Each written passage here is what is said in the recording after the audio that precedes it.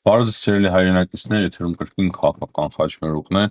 այսօր արդեն մարտի 17-ն է, այսօր էլ շատ բան չունենք Հայաստանից խոսելու, մեծ պատերազմ է տարածաշրջանում, Հայաստանից կարող եմ միայն ասել այն, որ երեք Կայա Կալասը հայտարարեց, որ Եվրամիությունը հատուկ խումբ է ուղարկելու Հայաստան ընտրություններից առաջ, որպեսզի այդ խումբը, որը որ մասնագիտացված է օգնելու երկրներին հիբրիդային պատերազմների դեմ Հայաստանին եւս այդպիսի օգնություն տրամադրի եւ Հայաստանին օգնի, որպեսզի Հայաստանը կարողանա դիմակայել այս հիբրիդային լուրջ հարձակումներին։ Ու սա շատ կարևոր հայտարարություն է, սիրելի հայրենակիցներ, մենք տեսնում ենք, որ ի տարբերություն նախորդ ընտրությունների, այս անգամ Ռուսաստանի Դաշնությունը շատ ավելի մեծ ռեսուրսներ է կենտրոնացրել, որպեսզի կարողանա հիբրիդային այդ պատերազմի միջոցով հասնել իշխանափոխության Հայաստանում։ Հրաշալի է, որ այդպիսի խումբ է ուղղորդվում Եվրամիությունից դեպի Հայաստան, բայց կցանկանայի, որ այդպիսի հայտարարություններ չարվեին, այդպիսի օգնություն տրամադրվեր, բայց առանց հայտարարությունների, քանի որ նրանք եւս մոբիլիզացնում են եւ ավելի ու ավելի շատ միջոցներ են սկսելու ծախսել հիբրիդային պատերազմի համար ընդդեմ Հայաստանի։ Մնացած հարցերով պետք է խոսենք կրկին Իրանից, Աֆղանստանից էլ կան տեղեկություններ, քանի որ այսինքն Պակիստան-աֆղանստանական հակամարտությունը կրկին սրվել է, երեք Պակիստանը շատ լուրջ հարվածներ է հասցրել Աֆղանստանին, հատկապես մայրաքաղաքին, մեծ պայթյունների եւ ավերածությունների մասին կա խոսք, բայց մեզ համար կարծում եմ ամենակարևորը այն է, ինչ տեղի ունենում հիմա Իրանի շուրջ, տեսնում եք, չէ, ամենտեղ գրեթե ամենտեղ պատերազմներ են եւ դա չի կարող ուղղակի չմտահոգել մեզ։ Երեք մենք խոսում ենք այն մասին, որ Թրամփը դիմել է իր դաշնակիցներին, Եվրամիությանը, ՆԱՏՕ-ին նաեւ ինչ-որ միտեղ սպառնացել է, հիշում եք, չէ, ասում է, որ Ուկրաինայի մասով է հայտարարություն արել Դոնալդ Թրամփը, որ իրենք օգնում են Ուկրաինային ՆԱՏՕ-ի միջոցով, իսկ իր դաշնակիցները չեն ցանկանում գալ օգնության։ Եվ դրանից հետո մենք տեսանք Կայա Կալասի հայտարարությունը, որ Եվրամիության երկրների արտգործնախարարները կքննարկեն Ամերիկայի Միացյալ Նահանգներին օգնելու հարցը Հորմուզի նեղուցի բացման հարցում, հետո քիչ անց երեկվա օրվա մեջ, երեկվա օրվա ընթացքում մենք արդեն ստացանք տեղեկություն, որ Եվրամիության արտգործնախարարները, Եվրամիության երկրների արտգործնախարարները փաստացի մերժել են Թրամփի այդ դիմումը եւ հիմա պատրաստ չեն օգնել Հորմուզի նեղուցի բացման համար։ Շատ հետաքրքիր է եւ մյուս կողմից նաեւ տխուր է դիտել այն ամենը, ինչ տեղի ունենում Եվրամիության երկրների եւ Ամերիկայի Միացյալ Նահանգների միջեւ։ Տխուր է, քանի որ այդ ամենը չի կարող առանց հետևանք չմնալ։ Թրամփը հստակ ակնարկում էր, որ եթե դուք չհասնեք հիմա մեզ օգնության, չնայած ասում են, որ մենք շատ մեծ օգնության կարիք չունենք, բայց եթե չհասնեք դուք մեզ օգնության, կարող է եւ Ուկրաինայի հարցում շատ բան փոխվի։ Եթե նկատել եք, նաեւ 2 օր առաջ ընդամենը ինքը հիմնական մեղավոր էր հայտարարել Ուկրաինայի նախագահ Վլադիմիր Զելենսկիին, որ նա չի ուզում գնալ պայմանավորվածությունների, Վլադիմիր Պուտինը ուզում է, իսկ նա չի ուզում գնալ պայմանավորվածությունների։ Այս ամենից ելնելով ես կարող եմ ենթադրել մեկ բան, որ հիմա Դոնալդ Թրամփը, եթե այս ճնշումը շարունակելով ոչնչի չհասնի եւ Եվրամիության երկրները կրկին մերժեն, միջայլոց Մերցը, Գերմանիայի կանցլեր Մերցը հստակ հայտարարեց, որ մենք պատրաստ չենք մասնակցել այդ օպերացիային եւ Հորմուզի նեղուցի բացման այդ գործընթացի մեջ պատրաստ չենք ներգրավել, չնայած որ դրանից առաջ Գերմանիան կարծես թե ամենաակտիվն էր Եվրամիության երկրների մեջ, որը որ աջակցում էր Ամերիկայի Միացյալ Նահանգների գործողությունները ընդդեմ Իրանի։ Հիմա ինչ է այս ամենից դուրս գալիս։ Դուրս է գալիս այն, որ շատ հեշտ կարող է Դոնալդ Թրամփը հրաժարվել շարունակել օգնել Ուկրաինային, շարունակել այդ ամենը իրականացնել ՆԱՏՕ-ի միջոցով եւ ՆԱՏՕ-ն էլ շատ լուրջ ճգնաժամի մեջ կհայտնվի։ Շատ մեծ է դրա հավանականությունը, չգիտեմ թե ինչով են Եվրամիության երկրների կարգգործնախարարներ առաջնորդվում, ինչ մտքի գիգանտներ են, բայց փաստը մնում է փաստ, որ այդպիսի վտանգը բավականին լուրջ ձևով մեծացել է։ Ամենայն հավանականությամբ իրենց անձնական մոտեցումները Դոնալդ Թրամփի նկատմամբ, իրենց երկրների ղեկավարների մոտեցումները թույլ չեն տալիս, որ Եվրամիության երկրները այդպիսի որոշում կայացնեն եւ իրենց նավեր ուղարկեն Հորմուզի նեղուց։ Ասեմ նույնիսկ ավելին, Եվրոպան ինքն էլ է վտանգի առջև, բայց փորձում է այդ ամենը անտեսել, հույս ունենալով, որ Թրամփը կպարտվի այս պատերազմում, հետևաբար նաև միջանկյալ կոնգրեսի ընտրություններում, բայց չեն հաշվի առնում, որ դա կարող է շատ լուրջ հետևանքներ ունենալ ամբողջ մերձավոր արևելքի համար եւ Եվրոպայի համար նույնպես։ Ինչի մասին է հիմնականում իմ խոսքս։ Էստոնյանն է, որ միայն հայտարարել է, որ իրենք պատրաստ են աջակցել Ամերիկայի Միացյալ Նահանգներին եւ պատրաստ են տրամադրել այն օգնությունը, որը որ անհրաժեշտ է Ամերիկայի Միացյալ Նահանգներին Հորմուզի նեղուցի մասով։ Ինչու է այս ամենին դիմում Էստոնիան, ինչի այսպիսի գործողությունների դիմում, ինչի այսպիսի հայտարարություններ անում Էստոնիայի արտգործնախարարը։ Խնդիրը նրանում է, որ վերջին օրերին տեղեկություններ են տարածվում, որ Էստոնիայում մի քաղաք կա, ռուսաբնակ քաղաք, մոտ 80,000 ռուսներ են բնակվում այնտեղ եւ նրանց շրջանում շատ ակտիվ անջատողական տրամադրություններ է ստեղծում Ռուսաստանի Դաշնությունը տարբեր ձևերով, սոցիալական ցանցերի եւ այլ միջոցներով ու հստակ նկատվում է տենդենց, որ Ռուսաստանի Դաշնությունը կարող է նույն այն ամենը իրականացնել Էստոնիայի նկատմամբ, ինչը արեց Ուկրաինայի։ Փորձ են հայտարարել, որ իրենց ռուս ազգի հայրենակիցները նեղության մեջ են, իրենց լեզուն խնդիրներ ունի, լեզվի հետ կապված, կրոնի հետ կապված, այսինքն իրենց հայրենակիցները դիսկրիմինացիայի են ենթարկվում եւ անհրաժեշտություն առաջանա այդտեղ ստեղծել պետության նման ինչ-որ մի գոյացում Ուկրաինայի օրինակով, որին որ շատ ակտիվ աջակցելու է Ռուսաստանի Դաշնությունը եւ ռուսական բանակը։ Շատ ակտիվ է այդ մասին խոսում, սիրելի հայրենակիցներ, շատ ակտիվ այդ մասին խոսվում է։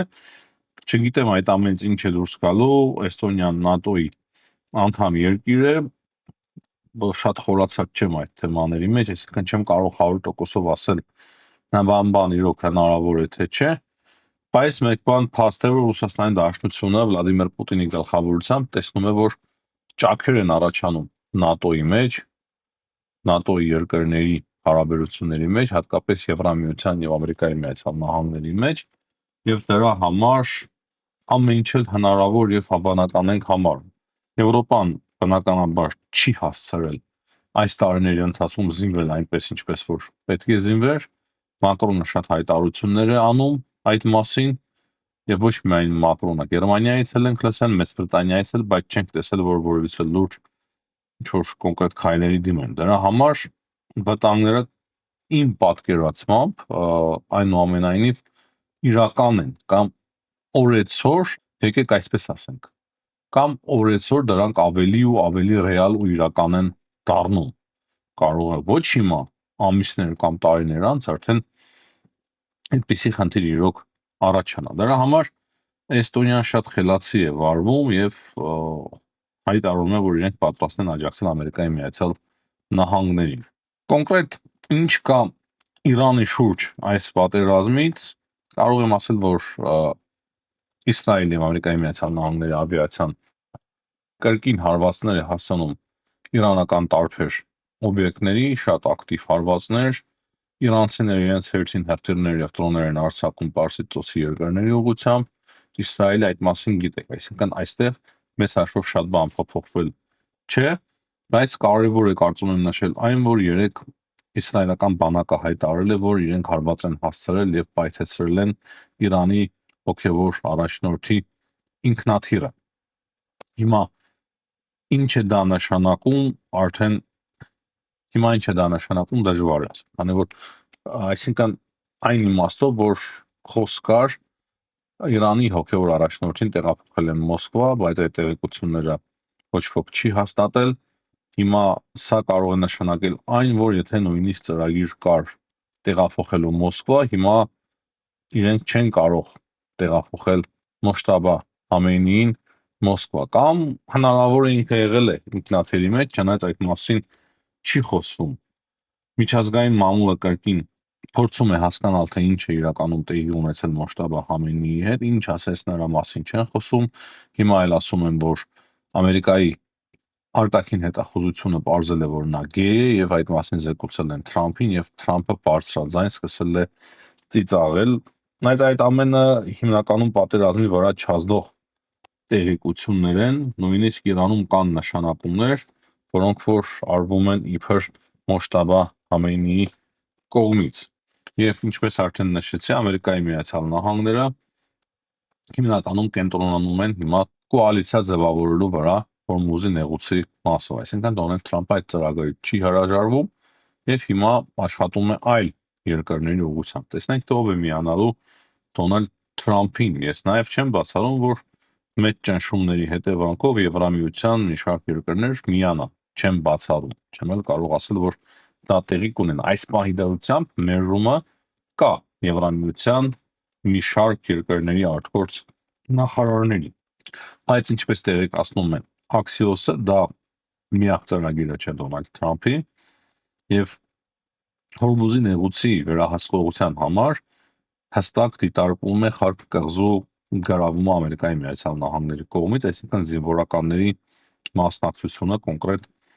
Իրանի տարածքների վրա։ Եվ դրա համար պետք է Իրանից ինչ-որ տարածք գրավեն, հատկապես խոսքը վերաբերվում է Խարկ կղզուն։ Ամերիկայի Միացյալ Նահանգների ծովային դեսանտի մասին արդեն մի քանի օր է մենք էլ խոսում ենք, որոնք որ Ճապոնիայից ուղևորվում են դեպի Իրան։ Շատ հետաքրքիր է տեսնել, թե ի վերջո Թրամփը այդպիսի որոշում կկայացնի, թե ոչ։ Թրամփը հայտարարում է, որ նեղուցով մենք ստանում ենք այդտեղից ընդհանրապես 1% նավթ։ Ամերիկայի Միացյալ Նահանգները ստանում են ընդհանրապես 1% նավթ, մենք նավթային գերտերություն ենք, ասում է Թրամփը, ձեզ ավելի շատ է մյուսների պետք, քան թե մեզ։ Այստեղ էլ կա դաժան մի ակնարկ, որ կարող ենք ընդհանրապես թողնենք ու հեռանանք, հետո դուք որոշեք, թե ինչ եք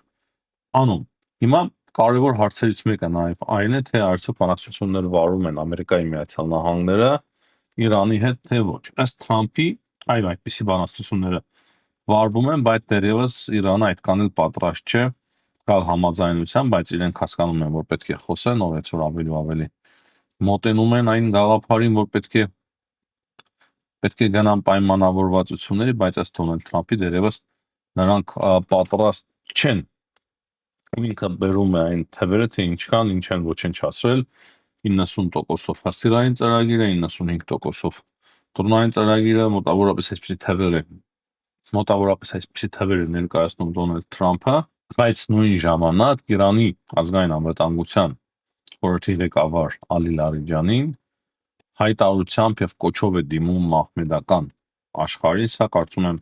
մեր հաղորդման ամենակարևոր եւ հետաքրքիր մասերից մեկն է, եւ այդ կոչերին իսլամական պետություններին ուղղված նա ասում է, որ Իրանը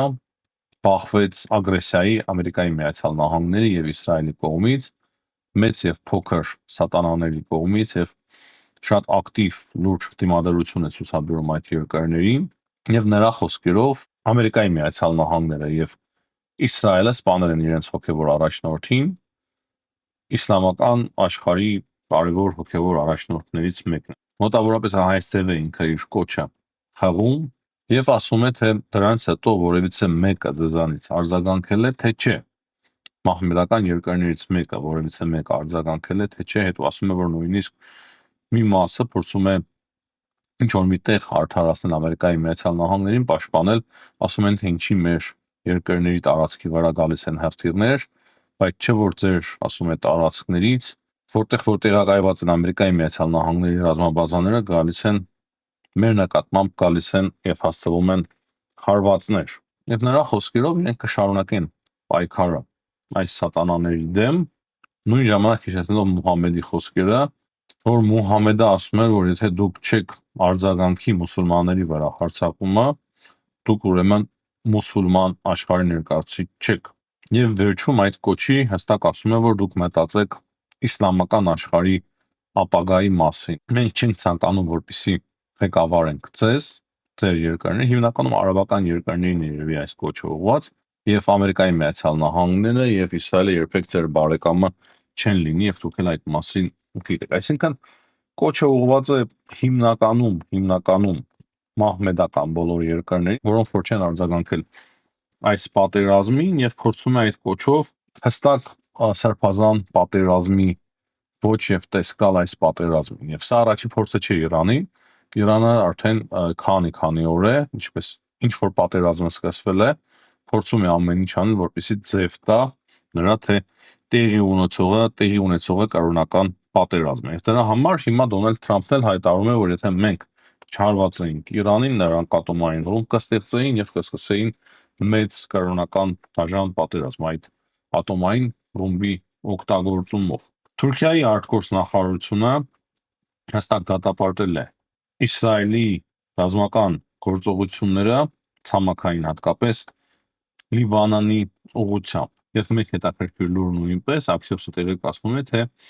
Արաքչիի Իրանի արտգործնախարարի եւ Վիտկոֆի միջև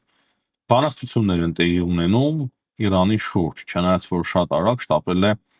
Իրանի արտգործնախարարությունը դա հերքել, ասելով որ չէ մենք որևիցե բանակցություն չենք վարում պատերազմը ավարտելու վերաբերյալ։ Թրամփի հայտարարություններից էլ կարող ենք խոսել, բայց չեմ ցանկանում, քանի որ այնպիսի հայտարարություններ են, որ կարող է նույնիսկ խճճին մեր ամեն օրվա վերլուծական հաղորդումների պատկերը, մեկ-մեկ բնականաբար մենք հաղում ենք անում Թրամփի հայտարարություններին, բայց կան կրկնվող եւ շատ խոշոր արված հայտարարություններ, որոնք որ իրոք չեմ ցանկանում այս եթերի ժամանակ այդ մասին խոսել։ Օրինակի համար Վենեսուելայի մասով կրկին որ առաջարկում է Վենեսուելային դառնալ 51-րդ նահանգը կամ Կուբայի մասով, ասելով որ կարծում եմ ես կգրավեմ